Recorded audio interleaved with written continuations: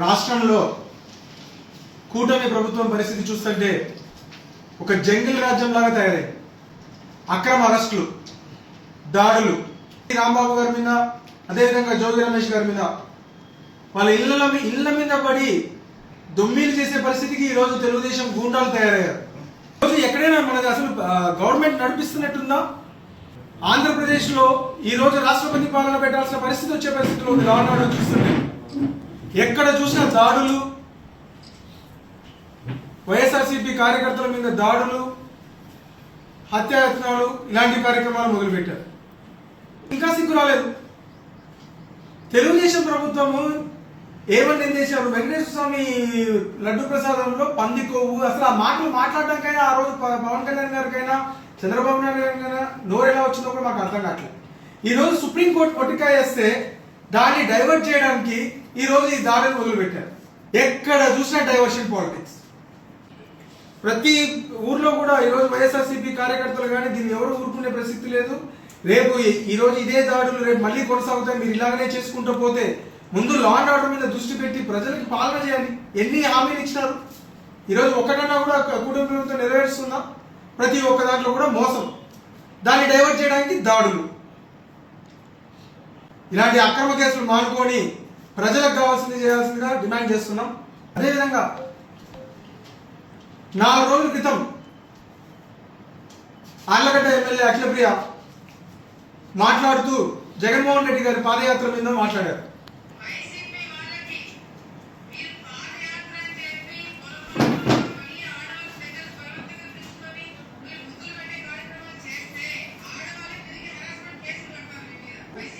ఏమి మాట్లాడుతున్నావో నీకన్నా అర్థమవుతుందో లేదో మాకు తెలియదు. ఒక ఆప్యాయంగా దగ్గరకు వచ్చిన వాళ్ళని పలకరించడము, అది నీకు లేడీస్ని హరాస్ చేసిన కేసులా? మైండ్ ఏమైనా దొబ్బిందా ఏదో నాకు అర్థం కావట్లేదు. జగన్మోహన్ రెడ్డి గారు పాదయాత్ర అంటేనే ఒంట్లో వణుకు పుడుతుందా మీకు ఏమన్నా? నాకు అదే ప్రెస్ మీట్లో తను ఏమంటుంది, అసలు ప్రజలు సంతోషంగా ఉన్నారు, ఉత్సాహంగా ఉన్నారు, ఏ సమస్యలు లేవు, అంత సంతోషంగా ఉన్నారు. ఈరోజు మీ ప్రభుత్వం అధికారంలోకి వచ్చినాక ఎవరు సంతోషంగా ఉన్నారు? ఈరోజు రైతులు పండించిన పంటకి గిట్టుబాటు ధర ఎక్కడైనా ఉందా? యూరియా కొరత, ప్రతి గ్రామంలో యూరియా దొరక్క అల్లాడుతున్నారు రైతులు. కనపడట్లేదమ్మా నీకు? కనీసం నువ్వు ఎమ్మెల్యే అయినాక ఇంతవరకు మార్కెట్ యార్డ్ ద్వారా ఒక గింజన్న కొనుగోలు చేసినామా? రేపు కొంటున్నాము, ఎల్లుండి కొంటున్నాము, రేపు రేట్ ఇచ్చేసినామా? ఇంతవరకు ఒక్క గింజన్న మొక్కజొన్నలు కానీ ఏదైనా కొనుగోలు చేసినావా? లే. ఎన్ని సమస్యలు రైతులకి. ఈరోజు మన ఆలగడ్డలోనే ఉయ్యవాడలో రైతులు సోలార్ ఫ్యాక్టరీకి, సోలార్ కంపెనీ ప్లాంట్ పెడితే వాళ్ళకి భూములు ఇచ్చిన రైతులకి పంగనామం పెడతారు. కొంతమంది ఏమో చెక్కులు దొప్పుకుపోయారట, ఎవరో తెలియదు. మన రైతులు ధర్నా చేస్తారు. నువ్వేమో చెక్కులు పంచినావంటావు, చెక్కులు కనపడట్లేదని వాళ్ళు అంటున్నారు. కంపెనీ వాళ్ళు ఏమో మేము ఇచ్చినామంటారు. ఎవరికి ఇచ్చారు? ఎవరు ఎత్తుకుపోయారు చెక్కులు? ఎవరు మధ్యలో పెట్టుకొని డిమాండ్ చేస్తారు డబ్బులు? మళ్ళీ భయపడి మరగెత్తుకుంటూ పోయి మళ్ళీ చెక్కులు ఇస్తారు, పైనుండి కోటింగ్ పడతాయి. ఇంకా నిరుద్యోగులకి ఎన్ని చెప్పినారమ్మా మీరు? నిరుద్యోగులకి సంవత్సరానికి 5,000 ఉద్యోగాలు ఇప్పిస్తా అన్నావు. 5,000 ఉద్యోగాలు వచ్చినాయి. స్విగ్గీలో, జొమాటోలో వచ్చి 4 ఉద్యోగాలు ఏదో ఇచ్చినట్టు సంవత్సరానికి ఒకసారి ఒకటి పెడతారు. ఏమి ఉండవు అవి. అవి ఎవడికి వచ్చినాయో తెలీదు, ఎవడికి రాలేదో తెలియదు.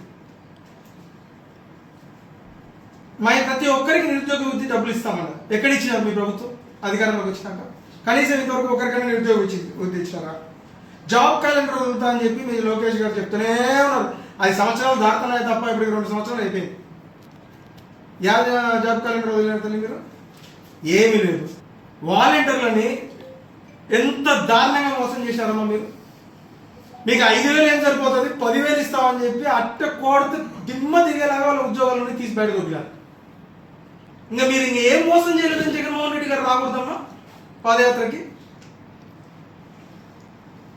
ఇంతవరకు ఒక్క కొత్త పెన్షన్ అన్న జగన్మోహన్ రెడ్డి గారు ఇచ్చిన పెన్షన్ తప్ప కొత్తగా ఒక్కరికన్నా ఇచ్చింటే చూపియమ్మా. సరే, ఎవరో మన రాష్ట్రం నుంచి వద్దు, నువ్వు ఎవరికైనా 10 మందికి కొత్త పెన్షన్ ఇప్పించింటే ఆ 10 మందిని తీసుకొచ్చి నిలబెట్టుతుంది. ఒకరికైనా పెన్షన్ వచ్చిందా? మళ్ళీ మీ హామీలు అన్ని బూటక హామీలే. ఈరోజు మీరు గెలిచింది దిక్కుమాలిన హామీలు అబద్ధాలు చెప్పి కదా. 50 ఏళ్ళు దాటితే ప్రతి బీసీ మహిళకు పెన్షన్ అయినది ఎక్కడమ్మా? ఒక్క బీసీ మహిళ కన్నా కొత్తగా పెన్షన్ వస్తుందా 50 ఏళ్ళు దాటోళ్ళకి? ఈరోజు లా అండర్, ఈరోజు గుళ్ళ గురించి మాట్లాడుతున్నాం. సరే, వెంకటేశ్వర స్వామిది సుప్రీంకోర్టే మీ నెత్తి మీద పాఠం కొట్టింది. ఆడ ఏ కొవ్వు కలవలేదు, మీ కొవ్వు బట్టి మీరు మాట్లాడుతున్నారని చెప్తుంది. ఏ పంది కొవ్వు కలవలేదు ప్రసాదాల్లో, ఏం లేదు, ఊరికి అబద్ధపు హామీలే అని మీ సిట్టే నిర్ధారించింది.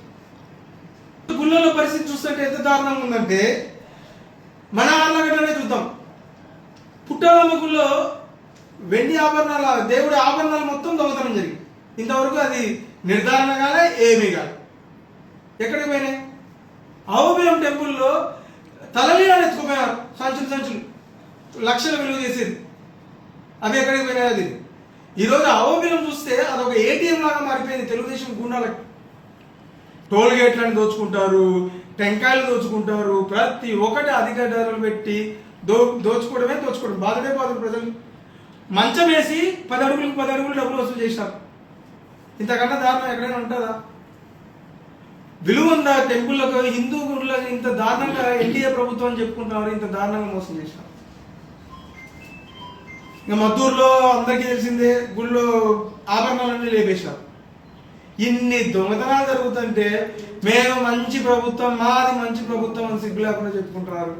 ఇందుకైనా తల్లి జగన్మోహన్ రెడ్డి పాదయాత్ర మొదలు పెట్టకూడదు. ఇక ఆర్లగడ్డ విషయానికి వద్దాం తల్లి. ఓ అని గింజుకున్నారు ఇసుక మట్టి అని. ఈరోజు ఇసుక పరిస్థితి చూడండి. ఆర్లగడ్డలో బేల్దారులు పనులు లేక అల్లాడుతారు, వలసపోతున్నారు. 7,500 రూపాయలు ఇసుక పెట్టి కొనే దమ్ము ఎవడుకుంది? ఈరోజు మట్టి పరిస్థితి. నాకు చెప్పాలంటే వాస్తవంగా తెలుగుదేశం నాయకులు ఫోన్ చేశారు,